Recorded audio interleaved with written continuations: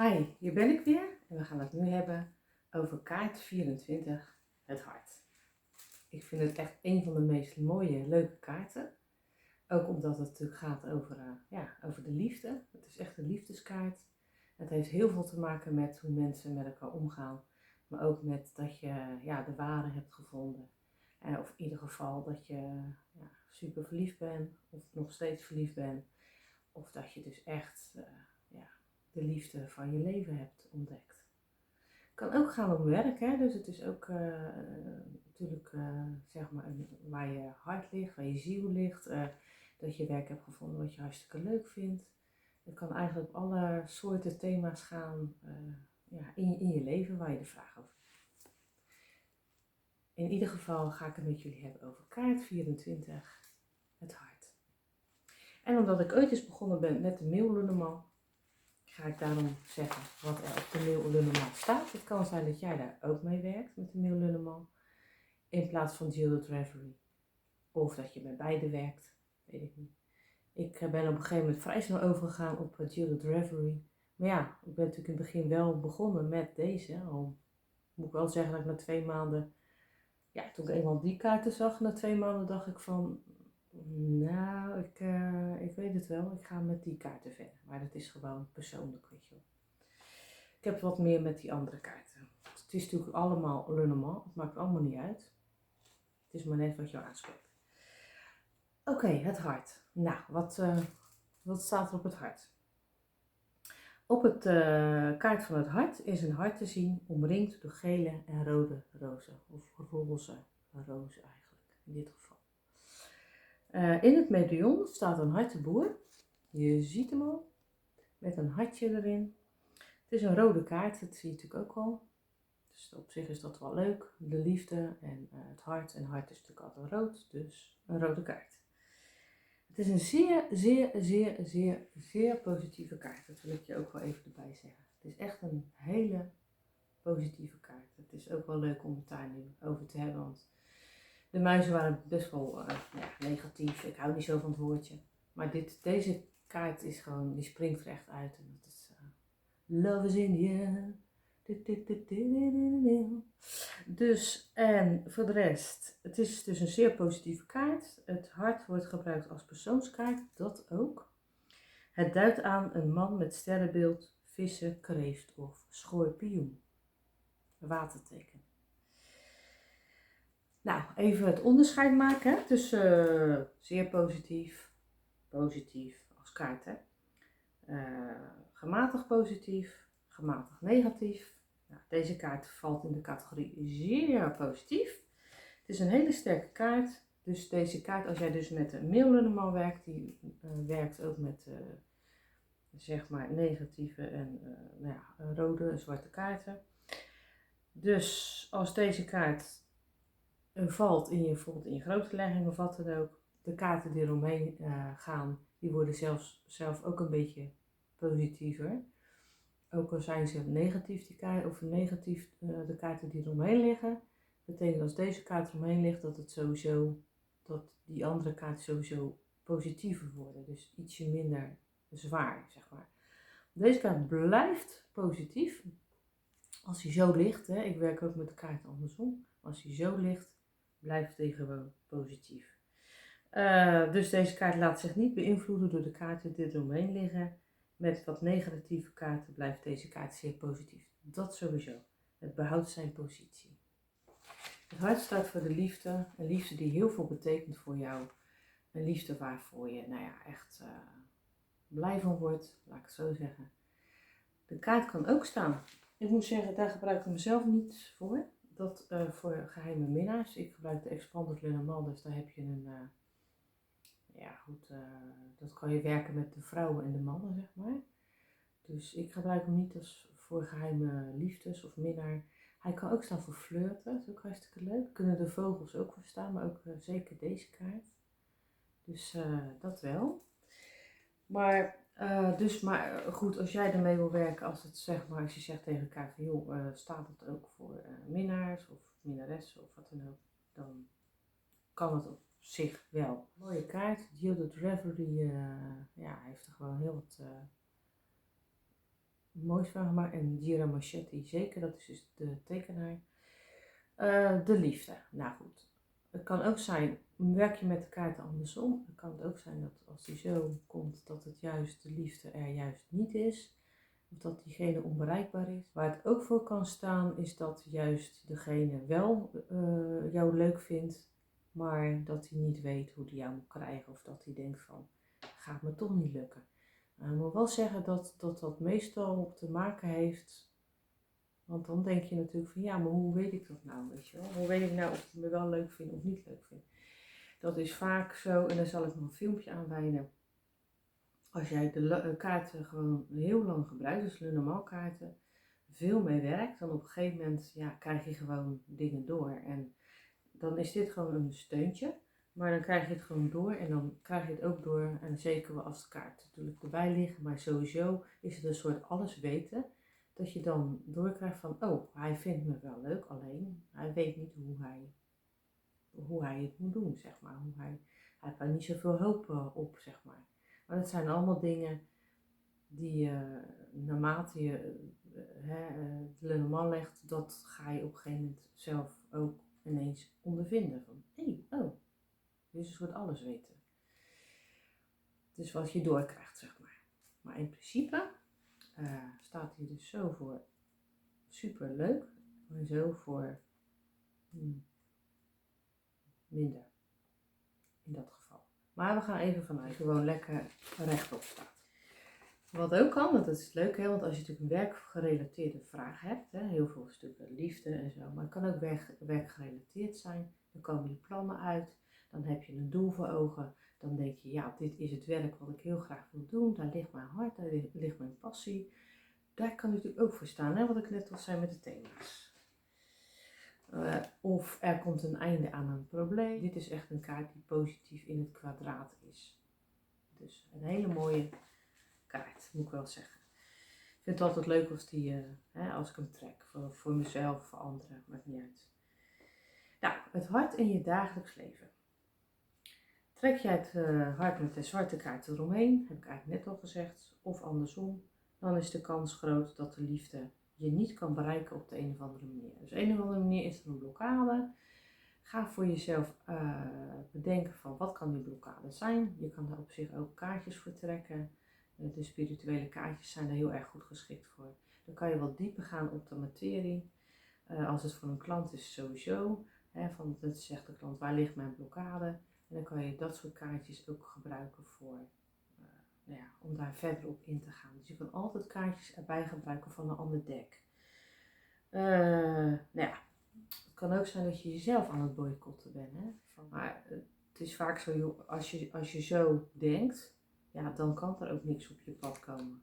Het liefste is gewoon blanco. Wees gewoon blanco erin, weet je wel. Niet van, het gaat me lukken of het gaat me niet lukken. Nee, gewoon blanco. Dat is nog eigenlijk het allerbeste. Dat je het zelf niet invult. Maar mocht je het gewoon een handje willen helpen, kan je het altijd manifesteren. Oké, ken jij die song van Foreigner?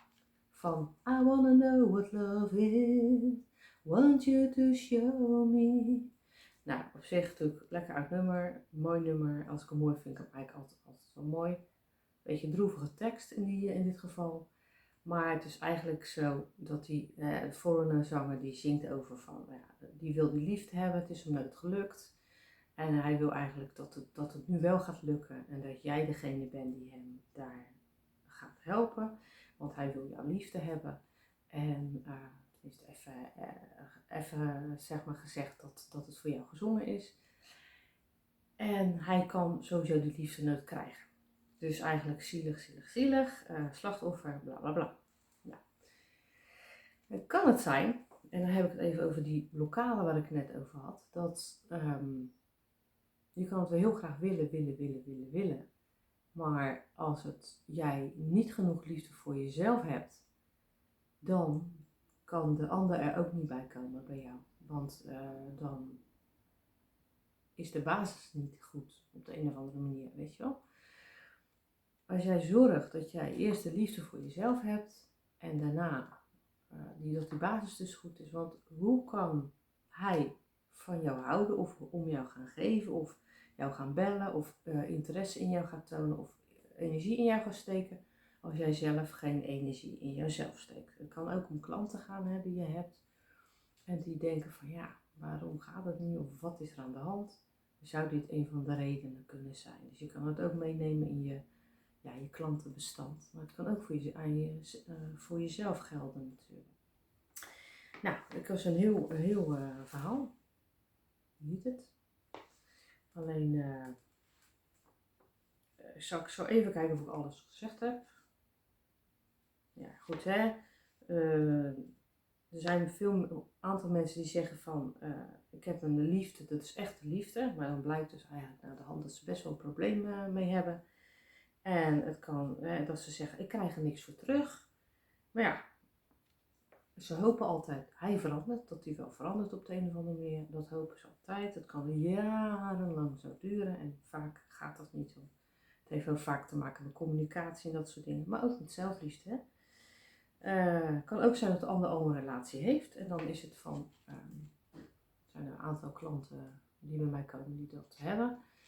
En ze denken eigenlijk altijd van, dan komt hij wel naar mij toe. Ook dan verbreekt hij zijn relatie en dan komt hij wel naar mij toe. Nou, ik kan je zeggen, 90% is dat niet het geval. Vindt hij het allemaal maar best hoe het is. En denkt hij, het zal mijn tijd wel duren. Weet je wel, ik bedoel, hoe ongelukkig of gelukkig. Maar je kan, er is altijd een mogelijkheid om er iets aan te doen. Maar vaak vindt hij het oké zo, weet je wel. En vaak is dat, dat is gewoon jammer en gemis. Maar ja. Totdat je op een gegeven moment achterkomt van, oh, ik heb er jaren aan gespendeerd, maar het heeft niet geholpen. Soms wel, maar heel vaak niet. Bang dat een relatie op drijfhout is gebaseerd. Vaak kiest hij wel voor de relatie die hij al heeft, wat ik al zei. Kan ook te maken met bindingsangst, verlatingsangst. Maar ja, dat is ook wel een reden waarom komt het net op jouw pad. Hè? Hoe komt dat dan? Heb jij dan last van bindingsangst of verlatingsangst? Heeft die ander dat? Heeft die ander last van bindingsangst of verlatingsangst? Is dat in balans? Hè? Dat jullie daar allebei geen last van hebben? Is het voor jou doordat jij geen zelfliefde hebt voor jezelf? Is dat de reden? Dus kijk daar naar als je wil of voor je klant. Dat is even een zijstraatje. Is dat er eigenlijk niks aan de hand is. Je hebt hem net ontmoet. Hij heeft jou net ontmoet. Het is gewoon prima, hartstikke leuk. Alleen jij bent gewoon bang om de controle te verliezen. Dus jij wil dat hij appt en je wil dat hij meteen belt en je wil dat hij meteen aandacht aan je besteedt. Maar hij wil gewoon graag dat zelf doen en zelf regelen. En een beetje jacht maken op jou, om het zo maar eens te zeggen. Hij vindt dat gewoon leuk, veroveren. Maar hij vindt het ook gewoon leuk om dat zelf te willen doen. En er is geen veldje aan de lucht. Alleen jij zit steeds, ja, wanneer krijg ik dat appje, wanneer krijg ik dat appje, wanneer krijg ik dat appje, wanneer krijg ik dat appje. Ja, dan kan de energie ook niet stromen. En dat kan wel gaan benauwen voor een ander. Dan denkt hij, weet je wel, hier heb ik geen zin in. Het was allemaal hartstikke leuk. Maar dan laat je het eigenlijk door je angst, door je controle, laat je het leiden. En de angst is nooit een goede raadgever. Dus dat is jammer. Dat zou echt een gemiste kans zijn. Dat soort klanten kan je ook hebben. En dan kan je natuurlijk ook gewoon uitleggen van, joh, het is een gemiste kans. Want het laat op een gegeven moment nou gewoon die ruimte. Jij bent al zo'n dolle in de wei als een galopperend paard. Ben jij bezig van, joehoe, weet je wel. En hij komt er nog zo'n beetje achteraan. Hij heeft er geen tijd voor, want jij maakt geen tijd. Hè? Want jij wil gewoon dat het gaat zoals je denkt dat het goed is. Nou, dus geef hem die ruimte. Geef hem de slack. Hè? Geef hem echt de ruimte om het te kunnen gaan doen. Nou, dus laat hem lekker zijn best doen voor je en geniet van wat je hebt en leef in het moment.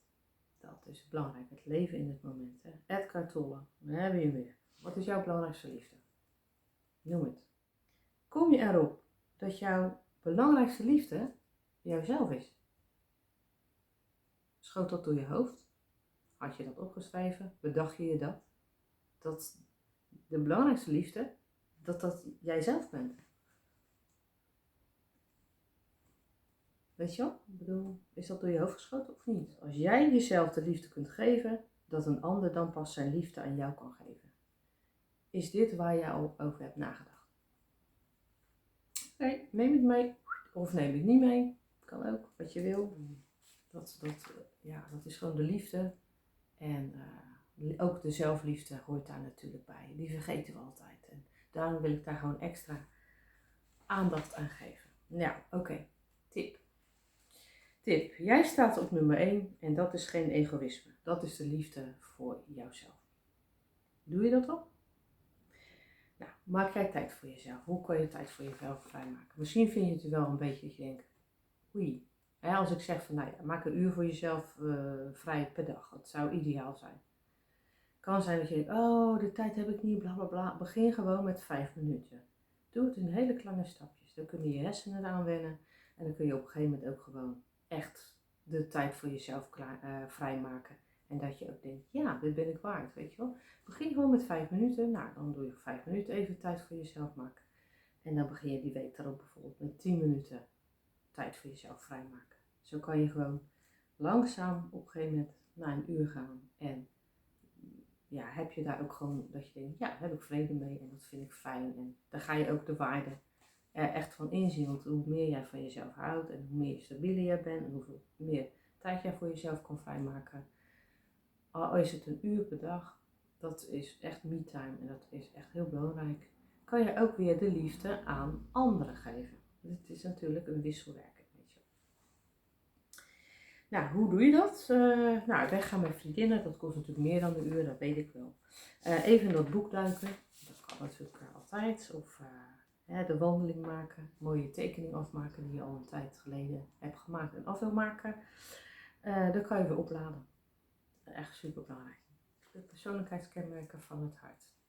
Dat zijn, als je zeg maar denkt, ik wil even een kaartje trekken voor iemand die je net hebt ontmoet, een vriend, vriendin, maakt niet uit, schoonmoeder, schoonvader, you name it, kan je daar persoonlijkheidslegging voor doen. Dat betekent dat je gewoon als deze kaart eruit komt, hij ligt gewoon lekker zo, dat je denkt, oké, dat is mooi, want diegene is gewoon heel erg lief, behulpzaam persoon. Iemand die zichzelf wel kan vergeten, dat is altijd een beetje een ding. En zichzelf wegcijfert. Nou, een enorme inzet voor anderen heeft en een heel groot meelevend hart. Een heel groot meelevend hart heeft hij. Nou is kaart nummer 24 een persoonskaart. Ja. Hij staat dus voor een man met het sterrenbeeld vissen, kreeft of schorpioen. Dus een volwassen man, sterrenbeeld vissen, kreeft of schorpioen, een waterteken. En natuurlijk nog wat voor werk pas je, dat je zegt van dat je een werklegging wil doen en dat je denkt, oké, nou ik weet het echt niet. Meestal weet je het wel, maar soms denk je, oké, wat voor of een klant vraagt het aan je. En deze kaart komt eruit, dan is het relatieadviesbureau, een relatiebemiddelingsbureau, allemaal te maken met het hart. En of in de gezondheid werken, omdat het hart is natuurlijk ook in de echte hart. Dus kan ook in de gezondheid werken. Hartchirurg of de hartbewaking. Nou, dat zijn dus er zullen allicht meer zijn. Dus als je zegt, joh, ik weet er nog meer, zet het hieronder. Dan hoor ik het graag, want dat kan ik ook weer meenemen in mijn eigen legging. In combinatie met andere kaarten. Het hart trekt samen met het huis. Dan gaat een situatie verbeteren. Als je trekt het hart samen met het huis, dan gaat er een situatie verbeteren. Het wordt beter voor je. Trek je het hart met de wolken, dan gevoelens van liefde en verliefdheid worden geblokkeerd. Trek jij het hart met de beer, dan jaloezie en liefde gaan hand in hand. Sterren. Dus het hart met de sterren, dan is er een nieuwe verliefdheid aan de orde. En als je hem zo trekt, dan kan het goed zijn dat je hem via internet of social media hebt ontmoet. Daar trek ik hem altijd voor, ik zou zeggen. Nou, dit trek ik altijd. Tenminste, deze kaart heb ik even eruit genomen zo. Omdat deze kaart ik heel vaak als ik hem zo trek. Dus als je het hart met de toren trekt, maar eigenlijk als ik hem sowieso trek. Bij degene om wie het gaat, hè, dus de partner om wie het gaat. van de vraagsteller. Dan betekent het een afstand en een blok, een muur om zich heen. Dus echt dat die, maar ook letterlijk een afstand kan zijn, maar ook geestelijk. Dat is eigenlijk altijd als ik deze kaart zo trek, op deze manier. Dus echt zo, niet zo, maar zo.